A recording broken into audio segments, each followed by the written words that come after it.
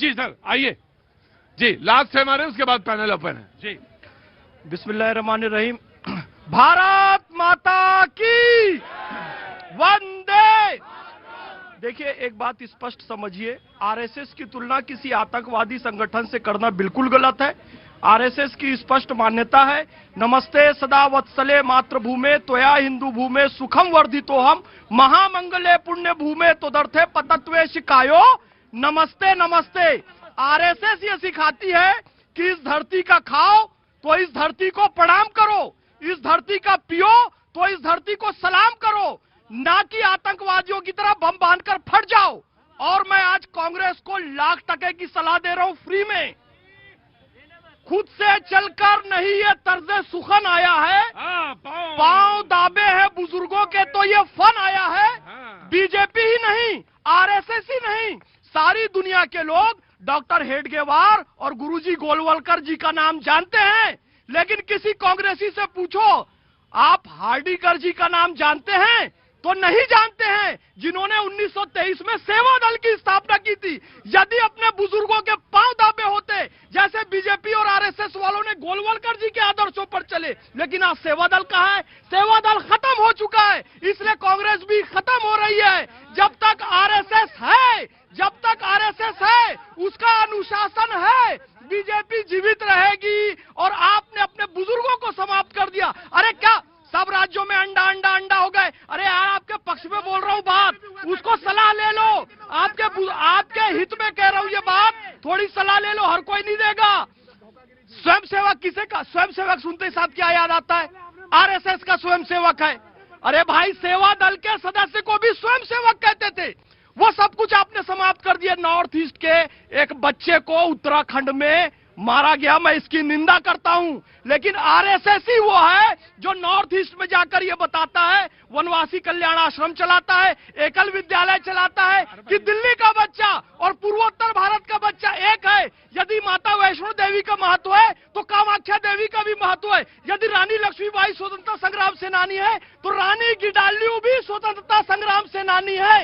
यदि मगध का महत्व है तो अहोम का भी महत्व है। ये आरएसएस बताता है, क्षमा चाहूंगा कांग्रेस या फिर आम आदमी पार्टी या दूसरे दल नहीं बताते। जी कांग्रेस, जो आराम से जो इतिहास पर भाषण दे रहे हैं, वो उनके पूर्वज इतिहास से भाग रहे थे, ये सच्चाई है। और देश के नागरिक जान ले, आज तक ये इस बात को बता नहीं पाए हैं, आज ये इतिहास गढ़ रहे हैं। बताइए, झूठ मूठ कुछ भी बोलते रहिए, लेकिन सच्चाई ये है कि अगर आप मानने वाले हैं तो भागवत जी की बात सुनिए ध्यान से। वो तो कहते हैं घमंड मत करिए, अपने आप को भगवान मत समझिए। वो किसको कह रहे हैं? वो देश के प्रधानमंत्री को कह रहे हैं घमंड मत करिए। अगर आप सत्ता में है, अगर आप सत्ता में तो दीजिए अंकिता भंडारी को न्याय, दीजिए अंकिता भंडारी को, एंजल को दीजिए न्याय, न्याय दीजिए हाथरस की बेटी को, न्याय दीजिए उन्नाव की पीड़िता को, और न्याय दीजिए उन समस्त महिलाओं को जो आदि आबादी को रिप्रेजेंट करती है। मैं आया भैया जी, दोनों बात पे आता हूँ। सत्य और सच्चाई, सत्ता सच्चाई कहा तो मैं उस पर भी बता देता हूँ। सत्ता थी कांग्रेस की, सच्चाई थी आपातकाल। सत्ता थी कांग्रेस की, सच्चाई थी नरसिंहार 1983 का। सत्ता थी कांग्रेस की, सच्चाई थी एम्स की संख्या न बढ़ाना। सत्ता थी कांग्रेस की, सच्चाई थी युवाओं का गला घोटना। सत्ता थी कांग्रेस की, सच्चाई थी महिलाओं को शौचालय तक की चिंता नहीं करने देना। सत्ता थी कांग्रेस की, सच्चाई थी परिवारवाद की जननी को स्थापित करना।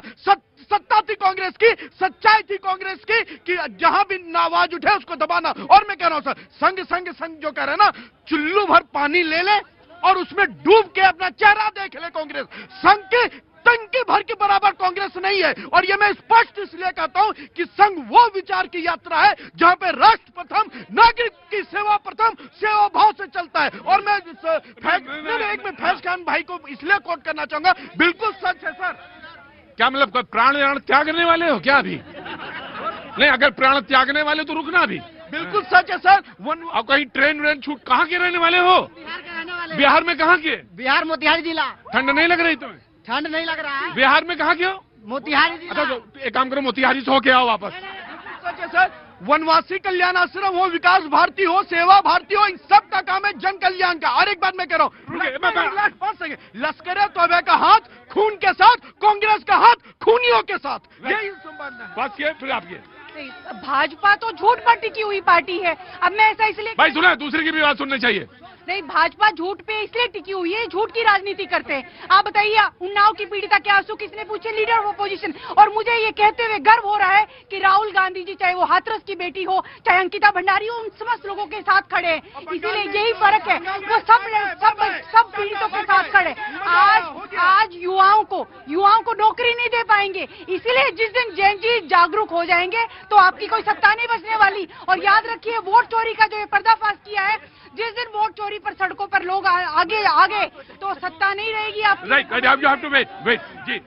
महिलाओं की बात कर रहे हैं, चाहे वो अंकिता भंडारी की बात हो। कौन लोग थे? आप लोगों ने विरोध किया। उन्होंने कहा कि बंगाल का नाम नहीं लेते हैं। बंगाल भी, चाहे कहीं भी हो, अगर बेटियों पे अत्याचार हो रहे, बंगाल हो, उत्तर प्रदेश हो, मध्य प्रदेश हो, कहीं भी हो, ये वही खिलाड़ी जो अंतर्राष्ट्रीय खिलाड़ी थी, चाहे साक्षी मलिक हो, चाहे विनेश फोगाट हो, यही थी जंतर मंतर पे जब अपनी आवाज उठा रही थी तो आपकी पुलिस ही थी जिन्होंने। साक्षी मलिक जी ने बाद में यह कहा कि हमारे प्रदर्शन का राजनीतिक उपयोग किया गया। यह साक्षी मलिक ने ही कहा था, किसी और ने नहीं कहा था। किसने कर दिया? आपकी सरकार की।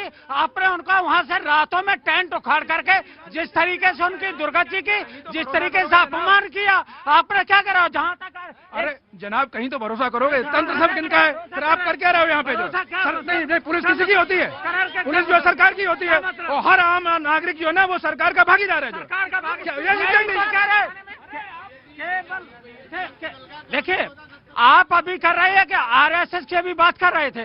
आरएसएस के मैं कह रहे सीखने से आप किसी से सीख सकते हैं, वो कोई बड़ी बात नहीं है। और हम ये भी नहीं कहेंगे कि आतंकवादी संगठन, लेकिन जहां तक बात है आरएसएस की, ये वही आरएसएस है 52 साल तक तिरंगा झंडा नहीं जिन्होंने अपनाया और जिन्होंने मैंने अभी बताया आरएसएस के स्वयं सेवक जिसका नाम है किशन सिंह राजपूत 80 फुट का पोल पर चढ़कर पहली बार धन झंडे का सम्मान किया, जो पहले भी बाद में भी जो